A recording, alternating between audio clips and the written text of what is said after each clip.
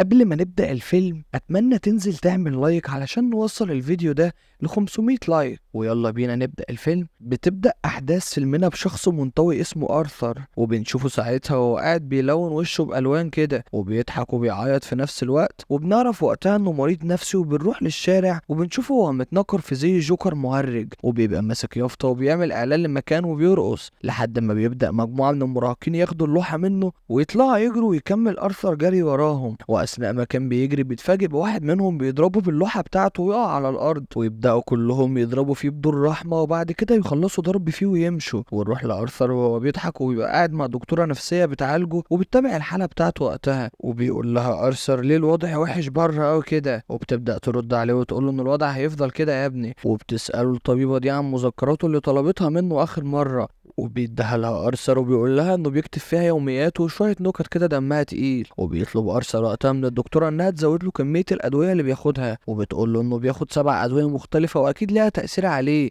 وبنرجع لأرثر في أتوبيسه وهو مروح، وبيبدأ يشوف طفل صغير جنب أمه، وبيبدأ يبص لأرثر بنظرات غريبة، وساعتها بيبدأ أرثر يلعب معاه ويبدأ يضحك الطفل ده، وساعتها بتقول له ابعد عن ابني وبطل تزعجه، ويرد أرثر ويقول لها جرايه وليه هو كله جاي عليا. وساعتها بيبدأ أرثر يجيله حالة ضحك هستيري بدون سبب، وبيطلع أرثر كارت للست وبيبقى مكتوب فيه سبب مرضه، وبنعرف إن المرض ده بيجي للشخص نتيجة اضطرابات نفسية. وبعدها بيجيب أرثر العلاج بتاعه ويبدأ يطلع للبيت اللي بيبقى ساكن فيه هو ووالدته بالإيجار، وتبدأ أمه تنادي عليه وتقول له يا واد يا سعيد في حياتك أنت بصيت على صندوق البريد، ويرد عليها ويقول لها إنه ملقاش فيه أي جوابات، وبيبدأ ياخد من المهدئ بتاعه ويقدم لأمه الأكل بتاعها وتقول له إن رسايلها ما بتوصلش، وبنعرف ساعتها إنها بتتكلم على واحد اسمه توماس وين، ويقول لها أرثر إنه مش فاضي يرد عليهم لأنه رجل أعمال مشغول طول الوقت. وتقول له أمه وقتها إنها اشتغلت عندهم لسنين وأقل واجب يعملوه إنهم يردوا على رسايلها اللي حنطت دي. وساعتها بنعرف منها إن توماس ده مرشح نفسه للانتخابات، وإن ده هو اللي المدينة هتبقى محتاجاه في الفترة اللي جاية. ونشوف صاحبنا أرثر هو بيتفرج على برنامج بيقدمه واحد اسمه موري فرانكلين وبيبقى متأثر بيه جدا، وبنعرف إن الراجل ده بيقدم برنامج على التلفزيون وبيكون برنامج ساخر علشان كده أرثر بيحبه. وساعتها بيتخيل أرثر نفسه وسط جمهور في البرنامج وبيضحك بصوت عالي وبينادي عليه وقتها موري، وبيبدأ يسأله عن اسمه وعنوانه، وساعتها بيبدأ يعرفه إنه عايش مع والدته، لكن الجمهور بيضحك عليه. لكن موري فرانكلين بيبدأ يعرف الناس إنه كان عايش مع والدته وإنه واحد من الناس اللي أبوهم سابهم ومرجعش تاني للبيت. وساعتها بيقول أرثر إنه بيهتم بأمه من صغره وإن راجل البيت. وقتها تبدأ الناس تسقف له ونشوف أرثر وهو قدام موري فرانكلين وبيبدأ يقول له أنا عندي استعداد أتخلى عن كل اللي حواليا ده عشان يبقى ليا ابن زيك، ويبدأ يحضن أرثر. وتاني يوم الصبح بنشوف أرثر في الشغل ويبدأ يدخل واحد صاحبه اسمه راندل وبيتكلم مع أرثر في اللي حصل معاه في الشارع، ويبدأ وقتها يديله سلاح ويقول له لازم تحمي نفسك بره، ولكن بيقول له أرثر إنه ما ينفعش يبقى معاه سلاح، ويقول له راندل إن مش لازم حد يعرف وعادي يسدد ثمنه في أي وقت. ونشوف حتة صغيرة كده ويبقى اسمه غاري ويقول لأرثر إن هويت مديره عايزه في المكتب، ويدخل أرثر لهويت وهو بيضحك على غاري القزم.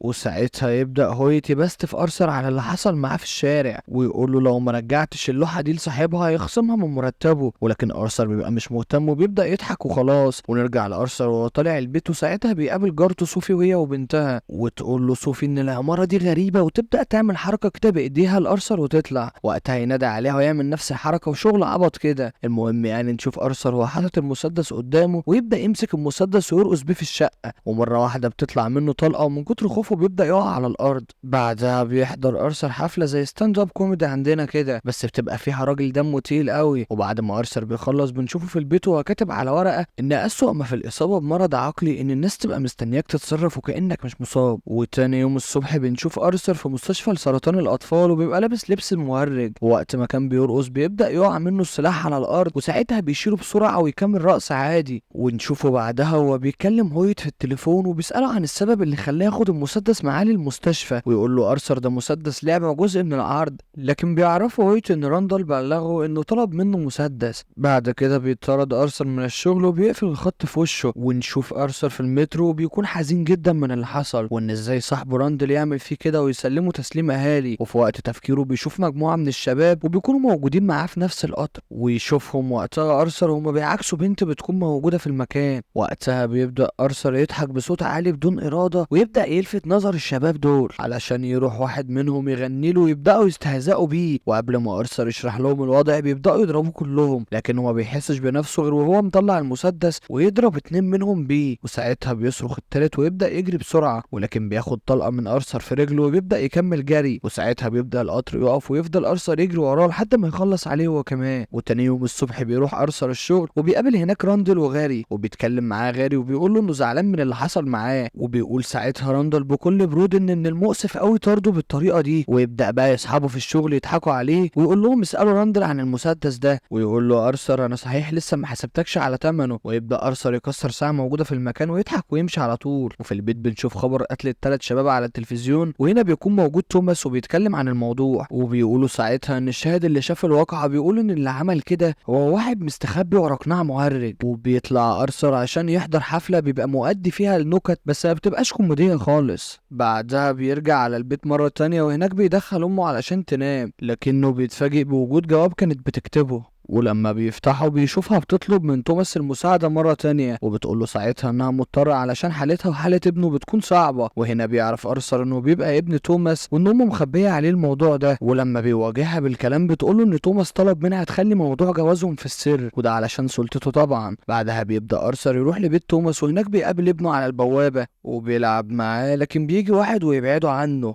ولما بيقول له ارثر انه عارف بعلاقته هو وامه بيبدا الراجل ده يقول له ان مفيش حاجه من الكلام ده، وان امه ست مريضه بس مش اكتر. ولو وصلت لحد هنا انزل اعمل اشتراك في القناه علشان تعرف ارثر وصل لايه.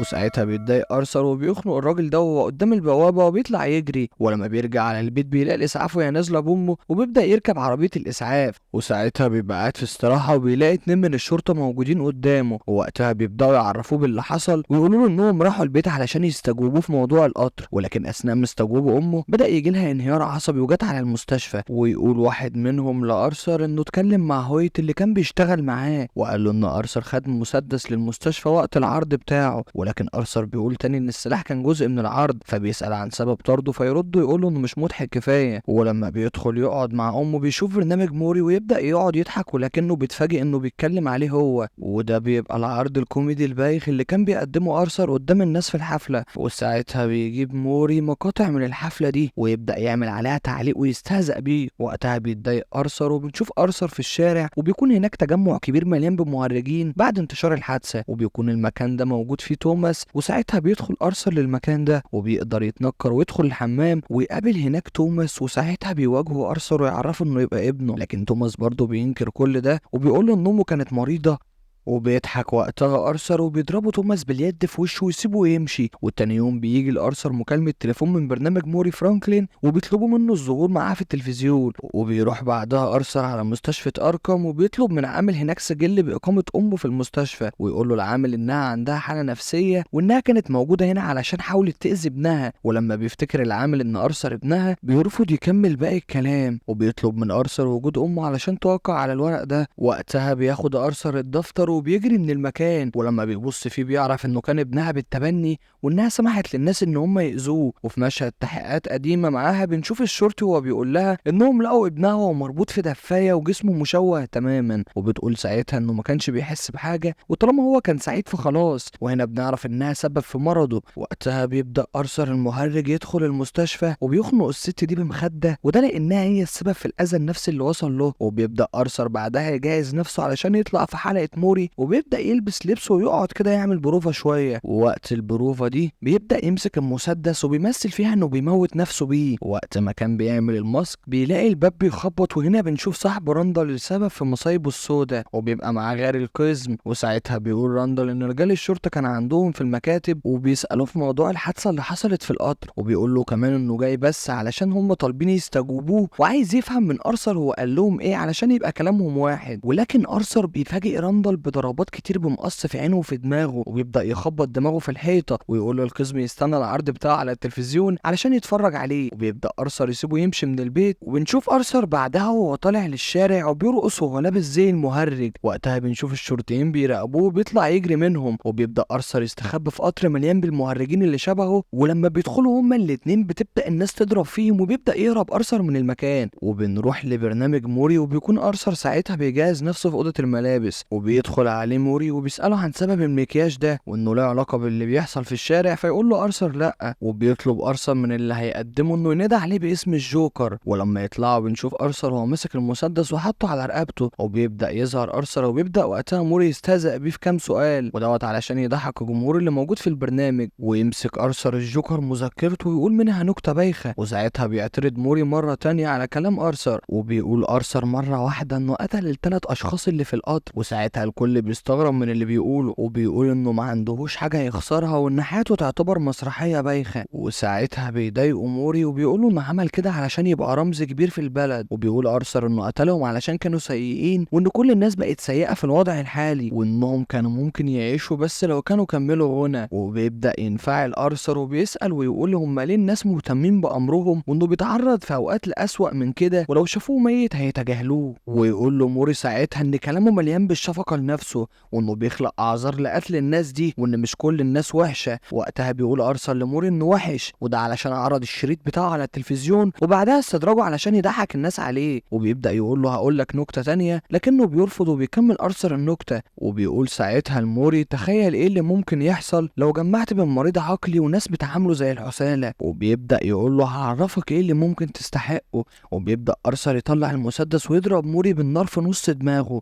ونشوف مشهد في اخر الفيلم والحكومة بتقبض على ارثر وبتركبه وقتها عربية الشرطة، وبتبدأ مجموعة من عشاق الجوكر تطربق العربية باللي فيها علشان ينقذوا ارثر، وبيطلعوه وقتها بره العربية. وبنشوف مشهد تاني وبيبقى واحد ماشي ورا توماس وابنه ومراته، وبيبدأ يقتل توماس ومراته. وبنشوف ارثر الجوكر وهو بيرقص وسط مجموعة كبيرة من الناس اللي بيحبوه، وبنشوفه بعد ما اتقبض عليه وهو قاعد بيضحك، وده لان ابن توماس بقى لوحده زي ما عاش ارثر لوحده طول حياته. وبكده يكون خلص فيلمنا، ويا ريت لو عجبك الفيلم ما تنساش تعمل لايك وسبسكرايب للقناة، وده علشان نقدر نقدم لكم كل ما هو جديد وحصري. واستنوني في الجزء التاني من الفيلم، وسلام.